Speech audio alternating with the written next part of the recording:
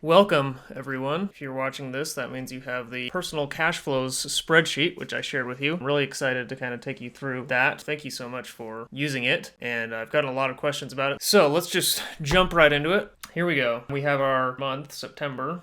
This is just an example. It'll be on all of your spreadsheets if you want to go look at it. These transactions are obviously not all real, and the amounts are definitely changed. As you can see, immediately the first thing that you want to look at is your expenses versus your income. So right here on the left side, you have your expenses. You can put the date, the category, what it is, and the amount, and you have that same thing for your income. It's kind of harder to come up with like a category for your income. I'd usually just put paycheck. In the totals, it'll actually track the what as the category, which I'll show you in just a second. Over here, you can see that the categories are grouped up and all added together. Let me just find a blank one. So if you go into this blank sheet, so let's go into January here. Actually, if you go into February and the rest of the months, you'll have a little error here. Just ignore the error. Don't worry about that. Once you put in something in the category, it'll go away for the rest of the months. So let's go back to January and put in an expense. Let's say we have a rent expense. So our rent is say $500, and then we go to a restaurant. So we'll put restaurants for $50. I know it's expensive restaurant.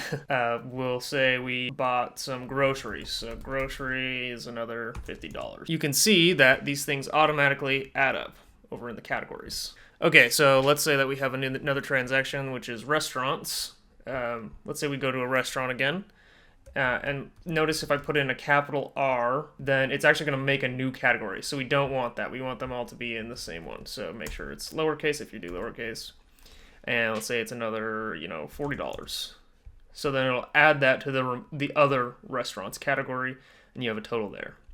What's also nice about this spreadsheet is if you want to spend less in a certain category, you can come down here to the categories section and write a goal. So let's say I want my restaurants to be under $100. Put in 100, and look, it's green because you're under your goal.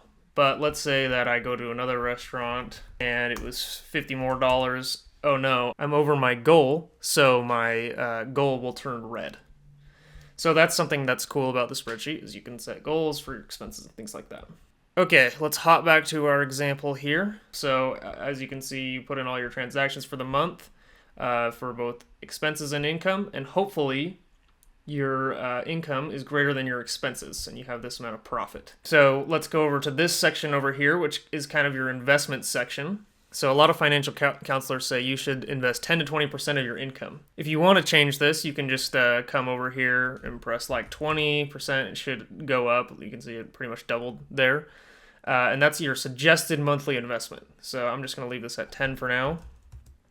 And what you can do with that is you can go over here and say deposit into your brokerage, your IRA, your Roth, whatever account you have, and you can just write that over here. Or you can take this amount, which is 50% of your profit, and invest that every month. So let's go over here. I want to invest $400 because that's 10% of my income, and I'm going to put it into my brokerage account. So I'll put Clyn's brokerage. My wife's name is Quincy, which is why her name is on there.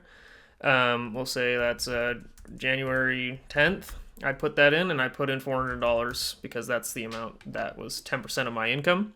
You can also invest your profit percentage, so I could change that to $200. Obviously, just putting it on the spreadsheet doesn't do anything. You need to actually go into your brokerage account. The nice thing about spreadsheets is that they're really customizable. You can do a lot of things with them. They're very versatile. You can make charts. You can make graphs. You can do all kinds of cool things with them. But the problem with that, on the other hand, is that you have to put in everything by hand. So make sure you're just being very vigilant about putting these in.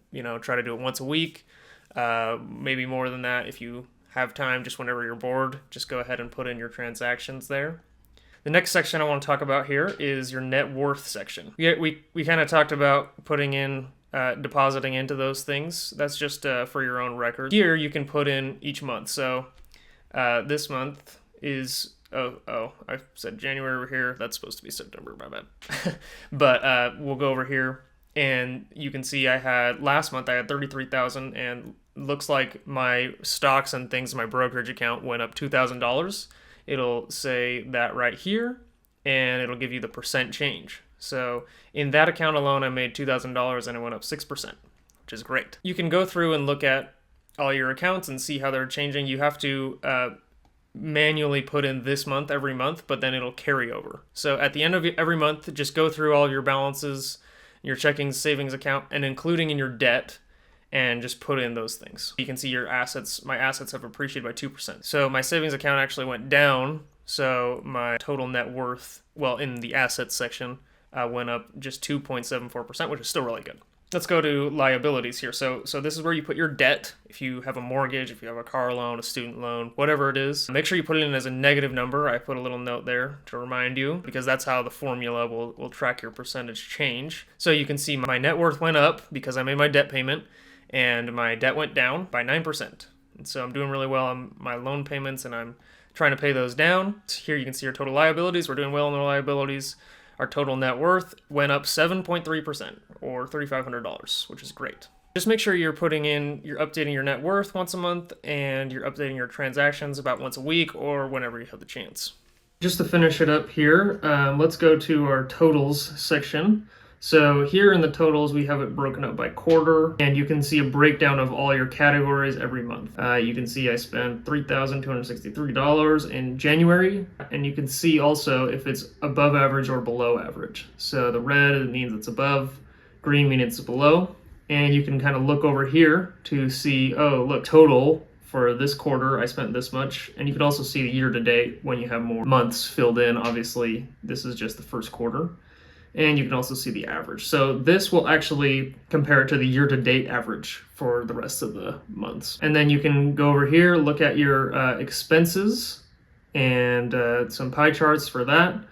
And along with that, you can look at these income charts, which will tell you, again, it's based on what, not the category, where you're getting your income from, and whether you're making money based off from your income and expenses. So yeah, that is the personal cash flows budget template. That's pretty much it for this tutorial. Again, if you have any suggestions, comments, questions, go ahead and comment them or email me. I'll put it in the description along with a link to the spreadsheet if you want it. But yeah, thank you for watching, and see you later.